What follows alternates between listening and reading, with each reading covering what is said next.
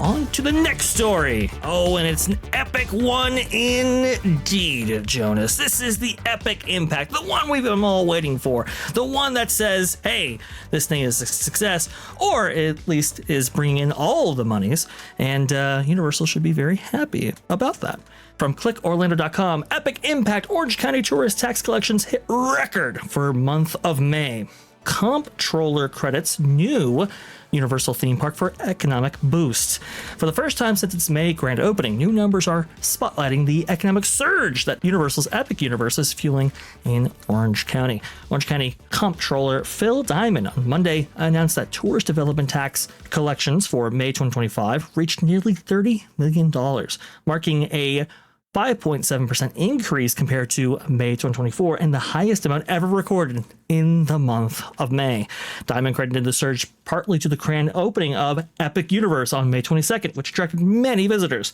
Tourist development tax, also known as the bed tax, is a 6% tax levied on hotel stays and other short-term rentals. The money must be used for tourism promotion and for facilities and programs that benefit the tourism industry. Quote, the TDT numbers continue to be strong. May's record-breaking revenues are a testament to the hard work of those who are part of our vibrant tourism industry, said Orange County Mayor Jerry Demings. Visitors love to come to visit Orlando and Orange County, and the TDT figures reflect that. Whoa! That is absolutely awesome, Jonas. I mean, the highest ever recorded in May. Pretty good. That is amazing. And this is a tax that is specifically driven by hotel occupancy, which is that implies that it's not necessarily theme park tickets, but the only big thing that's going on in Orlando right now is it's either just generic travel, which doesn't seem likely considering the fact that this is the first new theme park in Orlando in more than 20 years, is it? And also there's not much going on at Disney right now. So I would say it would be silly to say this is anything other than Epic Universe, very specifically. I think they said that occupancy was up 10% in the Orlando area at this specific time. Yeah, well, so Visit Orlando actually, according to their data, for July 4th to July 6th, hotel bookings were up by 10%. That is a good bump right there. Now, I think a lot of that is going to Epic Universe, that's for sure. I've also heard that cruise lines play a part in this as well. We have seen double-digit increases in that specific industry right there. And as far as the tourism and leisure and travel industries, that sector has seen amazing growth. Let's see here. I believe they said a couple of other things. Orlando's travel performance also showed positive trends in May. Hotel occupancy rose to 69.2%, up 0.6% year over year, while hotel demand increased 2.6%, helped by the addition of 2,500 new hotel rooms. The average daily hotel rate climbed 4.7% to $198.20. I think Epic is absolutely having a tremendous effect on this area. We have seen the gravity shift, folks. We have seen, despite what Josh DeMar was actually saying, we've seen some cannibalization over at Disney's parks towards Epic in a big way. Even for some of the down attendance that we've been able to graph and see on various days over the last months or so since Epic Universe actually officially opened, we've been able to see hey, Magic Kingdom, 30 minutes for something like Peter Pan, which should be over an hour around that time period. Well, what do we see at Epic Universe? We see triple-digit wait times for some of those attractions. It's just a very stark difference, and one can only assume that there is some cannibalization there, but also some significant growth as well, as detailed by this report. Jonas, I think Universal's got to be very, very pleased. Oh, I think so as well. Universal has a great theme park on their hands, it sounds like. There are some complaints here and there that the shade is not what people want it to be. But I think that's the kind of thing that won't keep people from going to the park. The only park that I've ever seen where people complain about too much shade is actually Animal Kingdom, of all parks. Oh, yeah. Oh, yikes. Animal Kingdom's rough. That's rough. The shade, the tree canopy keeps in the heat, and then it just is absorbed into that concrete right there. And it's just a very difficult. I knew a lot of Florida residents that would actually avoid Animal Kingdom very specifically for that reason. Because Florida's already hot enough as it is. And that's kind of what the trees seem to be designed to do there. First of all, I want to go there. Vash, is this your footage? Have you been to Epic Universe yet? No, I have not been to Epic Universe yet. This is actually an assemblage of footage provided by Ron from Father Bradley's Fun and Nolan Thunder, who was able to attend opening day.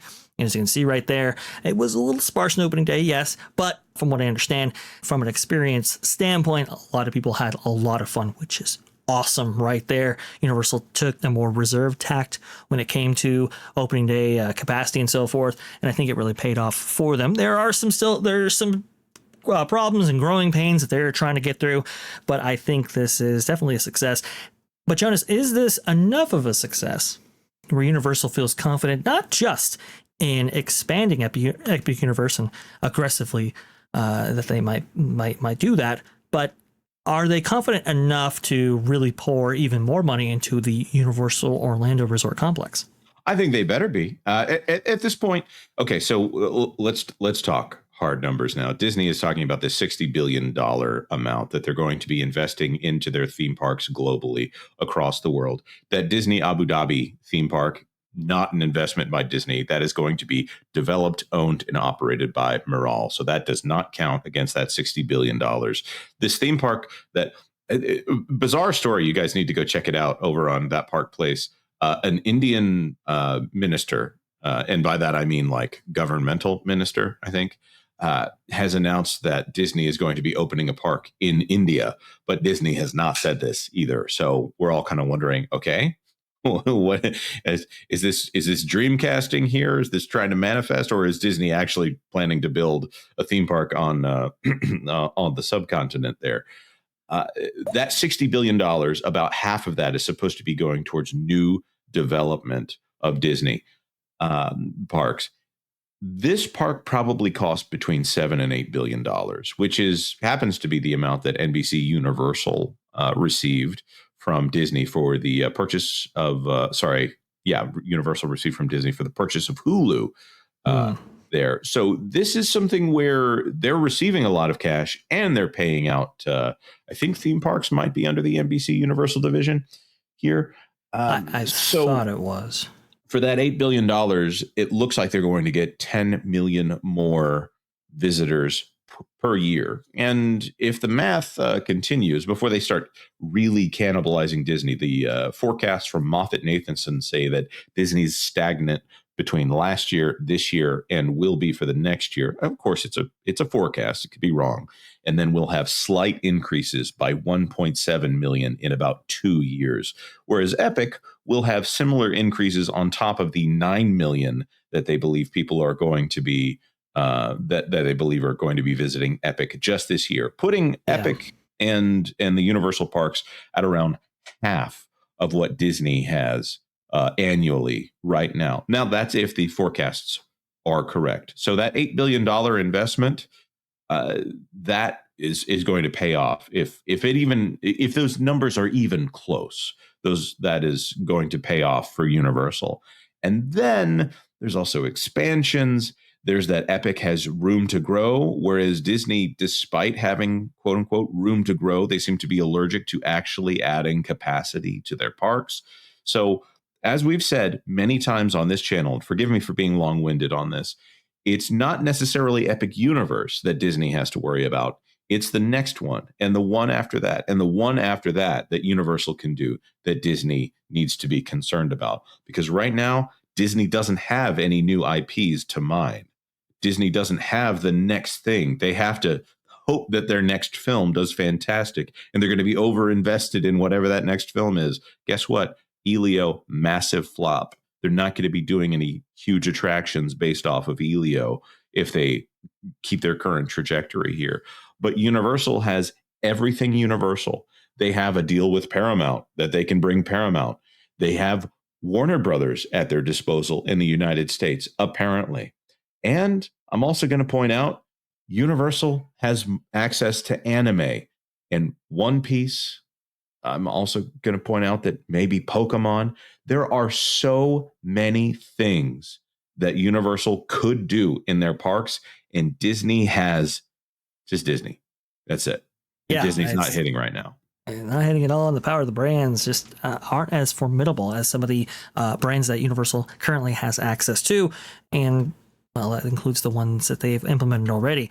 I think Epic Universe is a tremendous success. You go over the Moffat-Nathanson numbers right there, and it's just, I mean, it's startling. Just this kind of straight up 50% growth that they're expecting to experience here in the next couple of years. It's tremendous success all around for this theme park venture right here, which was a little bit of a risk. A lot of people kind of were like, hey, could a theme park venture like this be supported in this area that already has 6 big theme parks from the big 2? Can it really support a 7th one? And it looks like it absolutely can. You talk about India, and it's very interesting because we heard that Universal is actually jumping into India, and a very modest investment right there. From what I understand, it's almost like taking the space inside of a mall and then dressing it up and converting it into an attraction experience space featuring Universal IP and so forth. Perhaps that might be the extent of Disney's investment. I did hear about 7 years ago that Disney was actually looking at India for a time period, but I think they really have gotten cold feet from that area simply because, well, you are basically building something that, I don't know, the local populace is probably going to have to pay like, what, $9 to $16 for, as opposed to in Abu Dhabi, which is, I would think, much higher, probably in the range of 50, 60 and up in order to get access to those parks. And that's probably at the conservative level.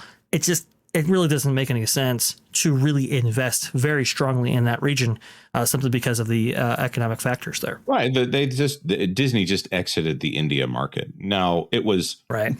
It was couched as Disney merged with their largest competitor to create a larger company. Well, Disney got bought out by their largest competitor in the space there, and Disney even discounted their own reporting on the Disney Plus streaming service over there because it was Disney Plus Hotstar or whatever. The subcontinent has not been kind to Disney from a financial standpoint. That being said, government official out there said Disney's coming, which is like, okay, is this a translation issue that we're talking about? Or do you mean Disney? Do you like the same way that in the 1980s, anyone talking about video games said you were playing Nintendo? Or is it actually Disney that's coming out there? We'll cover that more here on That Park Place as that develops, if it develops. My goodness. Yes, indeed. I want to go ahead and put this on screen right here, and you can see the tremendous bump that this area has received over the last few years here, especially with that revenge travel that we've been hearing about, and to see that it's even eclipsed these numbers right here. I think that is the epic impact that Universal was hoping for when they invested anywhere between $7 to $8 billion into this theme park venture. Thanks for watching That Park Plays News. For more information, consider checking out www.thatparkplace.com. And don't forget to subscribe, share, like, and send this out on your favorite social media accounts.